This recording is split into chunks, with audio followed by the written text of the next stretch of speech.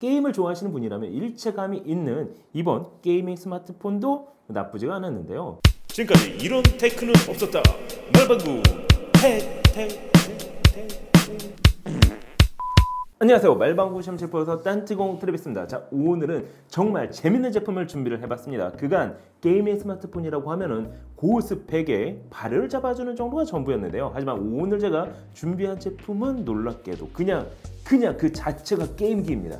하지만 LTE를 지원하는 스마트폰 전화기능까지 탑재를 하고 있는데요. 중국 모키사에서 출시한 i7S가 그것입니다. 과연 스냅드래곤 710을 탑재한 이번 게이밍 스마트폰은 어느 정도의 퀄리티를 보일까요? 그리고 게이밍 패드가 제대로 작동을 하긴 할까요? 궁금하지 않으세요? 게이밍 스마트폰 관심이 많으셨다면 오늘 영상을 끝까지 지켜봐 주셔도 좋을 것 같습니다. 자, 그럼 리뷰 들어가도록 하겠습니다. 고고고! 허접한 게 단돈 5만원. 더 먹을 것 같은 게 단돈 68,000원. 미쳤군. 가성비가 사망했잖아. 자, 오늘 준비한 제품은 모키사에서 제작한 게이밍 스마트폰이 그것입니다.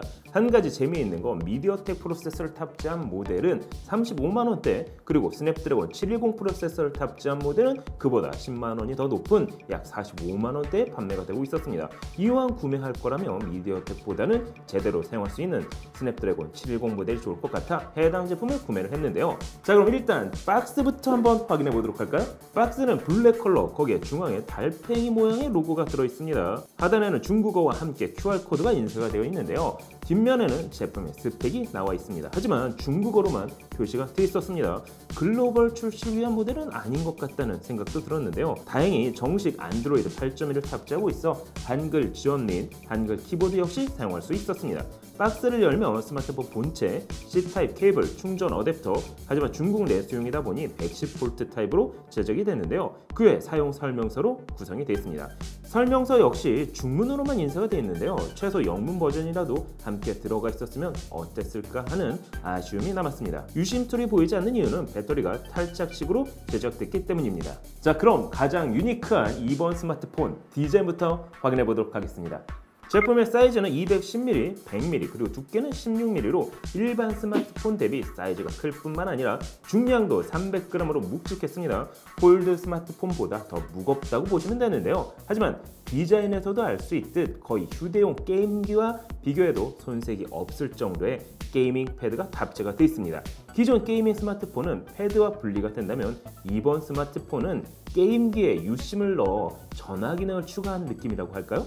좌측에는 아날로그 스틱 및 십자 버튼과 상단 L 버튼이 위치하고 있습니다. 오른쪽에는 4개의 키 버튼, 그리고 아날로그 스틱 및 상단에 R 버튼이 위치하고 있는데요. 한 가지 재미있는 건 키 버튼에 영문 알파벳이 아닌 산과 달 모양 같은 상형 문자가 인쇄되어 있습니다. 전면 디스플레이 하단에는 셀렉트 버튼과 스타트 버튼이 터치 버튼으로 지원되고 있습니다. 그립감도 나쁘지 않고 일반 게임을 하기에도 버튼 구성은 훌륭해 보이지만 기존 게이밍 패드의 경우 L 버튼과 R 버튼이 각각 2개가 탑재된 것과 비교하면 버튼 구성은 다소 아쉽게 느껴졌습니다. 전체적인 컬러는 블랙, 후면에는 회사 로고와 함께 상단에 1600만화소 카메라가 탑재가 되어 있는데요. 동영상은 FHD 30프레임까지만 지원됩니다. 정면 카메라는 500만 화소로 사실 큰 기대를 하지 않는 것이 정신 건강에는 이로울 것 같습니다. 후면 커버를 분리하면 6000mAh 대용량 탈착식 배터리가 나오게 되는데요. 그 하단에는 나노 듀얼 유심 슬롯은 물론 마이크로 SD카드 슬롯까지 지원되고 있습니다. 고속 충전은 지원되지만 무선 충전과 방수 기능은 당연히 지원되지 않습니다. 자, 그럼 이번 게이밍 스마트폰의 하드웨어적인 스펙은 어떨까요? 이번 i7S 모델은 스냅드래곤 710 프로세서를 탑재하고 있습니다. GPU는 아드레노 616, 거기에 램은 LPDDR4X 6GB, 스토리지는 eMMC 64GB가 탑재가 됐습니다.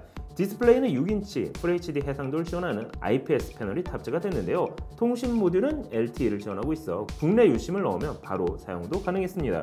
또한 GPS를 지원하고 있어 티맥과 같이 내비게이션 용도로도 활용이 가능했는데요. 와이파이는 5GHz를 지원하는 듀얼 채널을 지원합니다. 블루투스는 5.0, 하지만 NFC는 지원되지 않았습니다. 자, 그럼 실제 이번 스마트폰의 성능은 어느 정도로 나올까요? 그래서 벤치마크를 돌려봤습니다. 프로세서 성능을 확인할 수 있는 퀵펜치 디멘시 5로 성능을 체크해본 결과 싱글코어는 394점, 멀티코어는 1493점이 나왔습니다.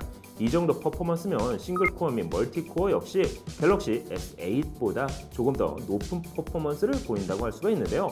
그래픽 처리 성능을 확인할 수 있는 3D마크 슬링샷 익스트림으로 테스트를 해본 결과 1893점이 나왔습니다. 아주 높은 성능이라고는 할 수는 없지만 그래도 스냅드래곤 710이 들어간 만큼 기본적인 어플을 돌리는데 큰 무리는 없어 보였습니다. 자, 그럼 가장 중요한 게이밍 패드로 게임을 플레이할 수가 있을까요? 그래서 안드로이드에서 받을 수 있는 게임을 플레이해봤습니다. 첫 번째, 배틀그라운드를 플레이해봤는데요. 한 가지 놀라운 건 제조사에서 제공하고 있는 매핑 어플이 탑재되어 있기 때문에 게임 실행 시 게임에 맞게 매핑이 자동 적용된다는 사실이었습니다. 본인이 하나하나 키 매핑을 할 수도 있지만 키 매핑 해놓은 걸 모키 클라우드 서버에 공유해 해당 게임 플레이 시 자동으로 적용되게 설정할 수가 있었는데요. 그래서 배틀그라운드 역시 제가 따로 키 매핑을 하지 않았지만 이처럼 게임패드로 플레이를 할 수가 있었습니다. 특히 배그의 경우 워낙 많은 키를 사용해야 하다 보니 물리적 키 버튼으로는 모든 조작이 어려웠습니다. 그래서 이처럼 게이밍 패드를 사용하면서 중간중간 화면 터치 버튼을 눌러가며 게임을 플레이해야만 했습니다. 적응이 안 되면 모를까 개인적으로는 그냥 스마트폰으로 배그를 즐기는 게 더 쉽고 편해 보였습니다. 다음은 FPS 게임인 데드 트리거 2 좀비물 게임을 플레이 해봤는데요. 이번에는 자동 매핑이 되지 않아 직접 매핑을 설정해야만 했습니다. 키 버튼은 다소 부족하더라도 일반 플레이를 하기에는 괜찮았는데요. 게임을 하다 보니 스마트폰 게임이라는 느낌이 들지 않을 정도로 물리적 키 버튼은 잘 작동을 했습니다. 그 다음 게임은 PS2020. 확실히 키패드로 즐기는 게임은 FPS 게임보다 개인적으로 스포츠 게임이 더 잘 어울리는 것 같았는데요. PS2020은 물론 피파 역시 PSP로 즐기는 것 같은 조작감을 느낄 수가 있었습니다.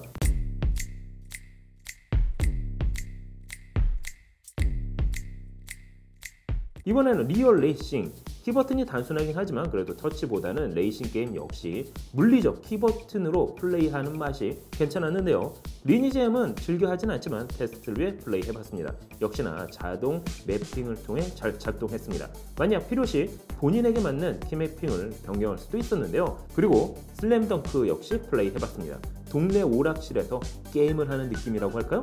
확실히 스마트폰과 게이밍 패드로 즐기는 건 차이가 났습니다. 이게 낚시로 하면 손맛이라고 해야 할까요? 마지막으로 횡 스크롤 슈팅 게임을 플레이해봤습니다. 슈팅 게임 특성상 손가락으로 화면 곳곳을 터치해야 하기에 슈팅 게임은 게이밍 패드로 플레이할 수는 없었습니다. 그 외 해외 유튜브를 보면 해당 디바이스로 에뮬레이션 게임을 즐기는 장면도 있었는데요.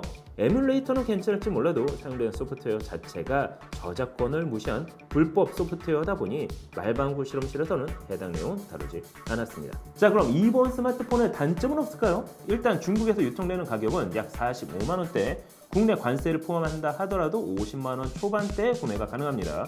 국내 50만원대 스마트폰과 비교하고 싶어도 해당 비교군이 없을 정도로 독특한 스마트폰이었는데요.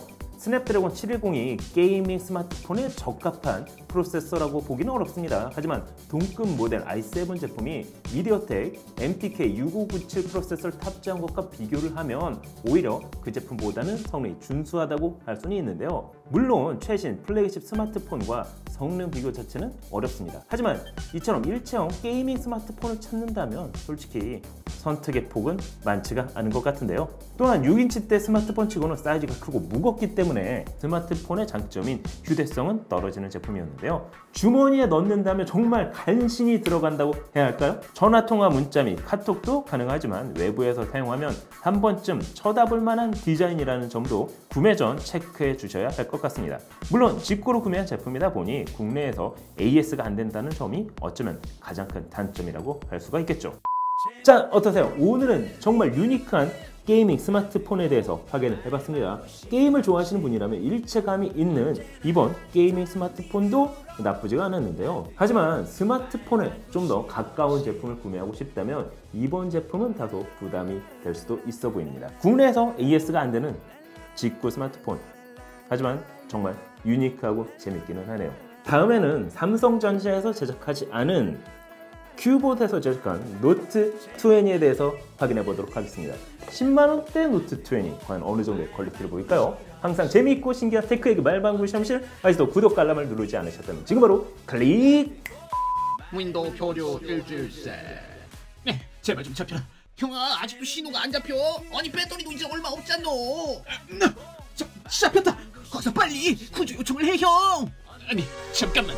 오늘은 평일에도 말 야 이 미친